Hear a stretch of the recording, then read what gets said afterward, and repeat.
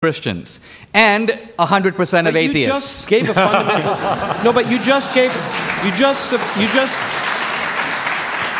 I'm sorry. Why I brought that up because I thought you were essentially repeating a fundamental assertion that somehow the Bible makes some scientific claims that are substantial, and the whole point is you don't want to go there because you and I know that a fundamentalist interpretation of the Bible leads to nonsense. We both agree about that, right?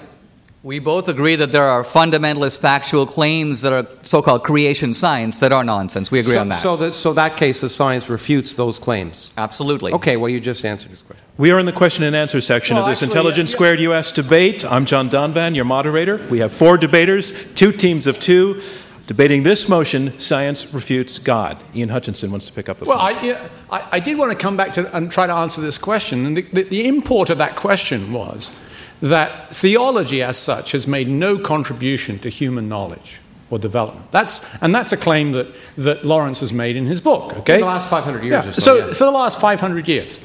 And I just want to make one comment on that. If you as an example, if you think about the Reformation probably brought about the biggest transformation of human learning and knowledge of the entire recorded history. And what caused the Reformation?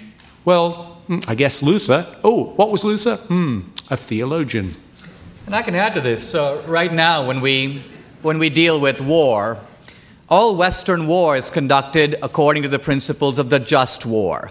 That's why, for example, after 9/11, when America was bombing Taliban targets, we were dropping food to feed civilians on the enemy side. Now, where does the idea that you can kill combatants but not civilians come from? Did science teach us that? Nonsense. It comes straight out of Christianity, the principles of the just war that guide the knowledge of how we act today. Question over on the far side, please.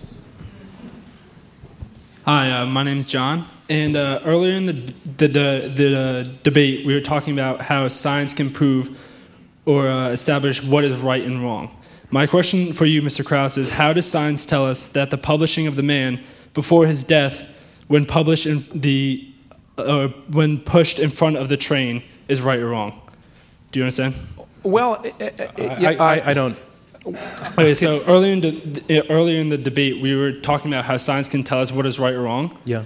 My question for Mr. Krauss is that how can science tell us that the publishing of the picture of the man before his death, when pushed in front of the train, I know. is right Yesterday's. or wrong? Okay. Well, we got to step back for a second. And my point was that Lawrence, is this going to take us in a relevant direction?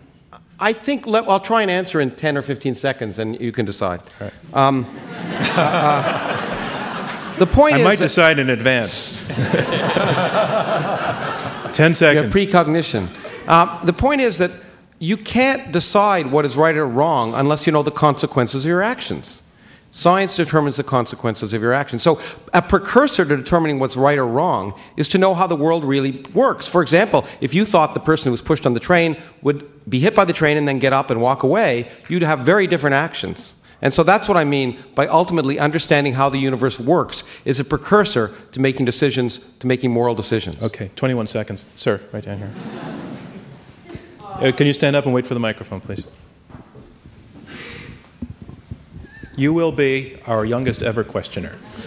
There is no pressure on you whatsoever. My name is David, and I'm a student at collegiate school, and I would like to know from the side for the motion whether what your stance would be, or what you would say to somebody that has had a spiritual experience, not really...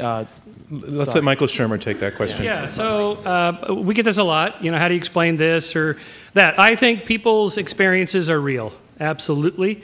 I think most people don't just make up stories, although some do. Most people, when they describe some miraculous, fantastic spiritual experience that they've had, they really mean it. Now, so the question is, what does it represent? Something out there in the world or something inside the brain? Well, we now know enough about neuroscience to know that the brain does generate a lot of these kind of spiritual experiences, near-death experiences, out-of-body experiences, sense presences, hallucinations, delusions. There's whole books about this, and so the experiences are real. What we want to know as scientists is, well, what do they actually represent? I mean, we know we can replicate these in the lab by doing certain things and causing people's brains to have these experiences. So most likely, the what's more likely question, that it's out there or that it's in here, the overwhelming evidence is that they're in here. Good question, and I want to actually take it to the other side. Michael's basically arguing that some of those things that you're talking about, it's your brain talking to you, but not in the way that you think it is. Hallucinations, yes. I mean, if someone said that they saw a UFO, I would say, how do you know? And they might say, well, I was with my buddies. We were sitting outside our trailer park. We were drinking beer. And I would say, well, yeah, I probably won't believe that. But we're talking here about an experience that has been had by perhaps 90% of people in the world from the beginning of time. That's a different standard. What experience do you mean? Having a sense of spiritual connection? Having a sense of some experience of God, right? So I would put the likelihood this way. If we went to a village and there were 100 people in the village and 95 of them said that they knew a guy named Bill, and there were 5% of the guys who said, nah, and 3 of them thought that the other 95 were lying or made them up. Which is more likely? That there is a Bill, and yet 95% of people are hallucinating? Or is it that there is a Bill and 5% just don't know the guy? The universality of the experience of God puts a heavy burden of proof on the other side to show that the mass of the human race, not in some incidental, but a central aspect of their lives. Remember, people invest money in religion, they go to church, they leave inheritances, they follow the credos of religion, that they are all hallucinating? Who said wow? This Stan, seems do you a mind little preposterous. turning your wow into a question if we bring a mic to you? You don't mind? Sorry? Oh, yeah, right. That was just your guffaw. Okay. All right. I would love to have heard you. Sir, right behind you. The quick answer is that there are bills, and we've seen bills. So that's different than an invisible God that may or may not exist. And the point is, when you say the experience, you mean a personal, some internal perception that God exists. And the fact that something is maybe relatively universal suggests that we may be programmed to believe in certain things, but it doesn't mean they exist. Just because, as Michael was talking about earlier, our evolutionary history programs us to have certain tendencies, and there's no doubt you'd be crazy to suggest that humans don't have a tendency to be religious. That would violate evidence of reality. So the fact that humans have a tendency to be religious is not, or belief in God, is not proof that God exists. It's just proof that humans have a tendency. Okay.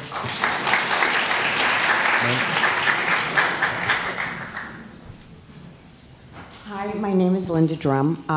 My question is for this side. The side arguing against the motion. Yes. We have had many gods as civilization began.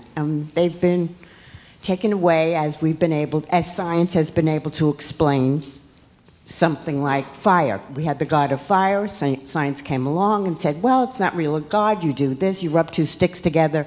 We understand the process behind it, so therefore it's not a god, it's science. My question to you is this. You keep talking about Christianity. I understand that religion and God are intertwined, but can you separate the two?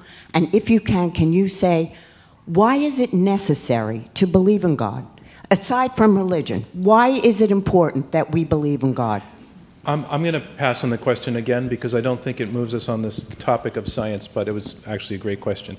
And it makes me think we should have a debate on that very topic. Ma'am, right there. Yes, yeah. Hi. Just wait for the mic, please. Because thanks a lot. I'm loud, but if you believe that your Christianity is absolute and true, or do you feel that you need to make a leap of faith there? And is a leap of faith scientific? Well done. So can I take this one, at least to begin with? Ian Hutchinson. Yes, I think faith is an important topic that we haven't touched on. And humans make decisions on the basis of incomplete evidence all the time during our lives. And it's people who act boldly and with determination and commitment who are the people who are, in the end, most successful in life. They act on the evidence that they have, even though that evidence is incomplete. And that is, as far as I can see, an explanation of what is, or at least part of what is meant by faith. Faith is that same principle of acting on the evidence we know, even though it's not complete, applied to matters of the spirit. If I can add a brief thought to that, it is, you ask if it is scientific, and I would say no, faith is not scientific, but faith is completely rational. Why? Because where empirical evidence can't go, it's not unreasonable to believe on faith. Let's say, for example, you're making any kind of a decision, whether to invest in Brazil or whether to propose marriage. You bring in all the evidence you can. And yet if you're asking the question, will I make money? Or what will life be like with this woman over the next 30 years? You're never going to have a full answer. Now you can say, I'll be an agnostic and wait for the data to come in. But the data will never come in. She'll marry someone else, so you'll both be dead. So you put in all the knowledge you can, and the leap of faith is a completely rational bridge from knowledge to action. Lawrence Krauss. That's good. As I said, in science we talk about likely and unlikely. In science, of course, and in life, we do, I agree, make decisions based on incomplete evidence.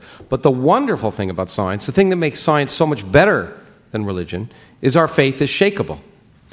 I'm proud of the fact that there's something I can believe with all my heart to be absolutely true, and the minute there's a bit of evidence that shows it isn't true, I throw it out like yesterday's newspaper. In fact, that's the one thing I recommend, I hope every student has in their experiences sometime in their life, something that they profoundly believe in to be true, based on faith, shown to be wrong, because that opens their mind, and that's what science does that religion doesn't. And that concludes round 2 of this Intelligence Squared US debate,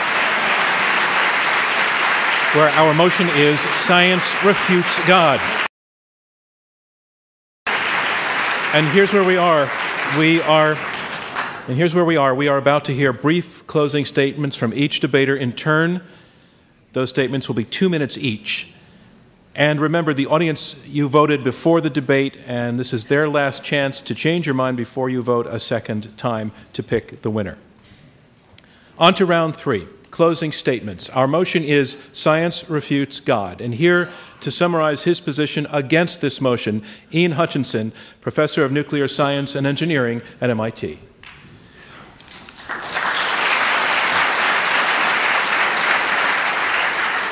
Although it is incompetent to refute God or religion, science is very important.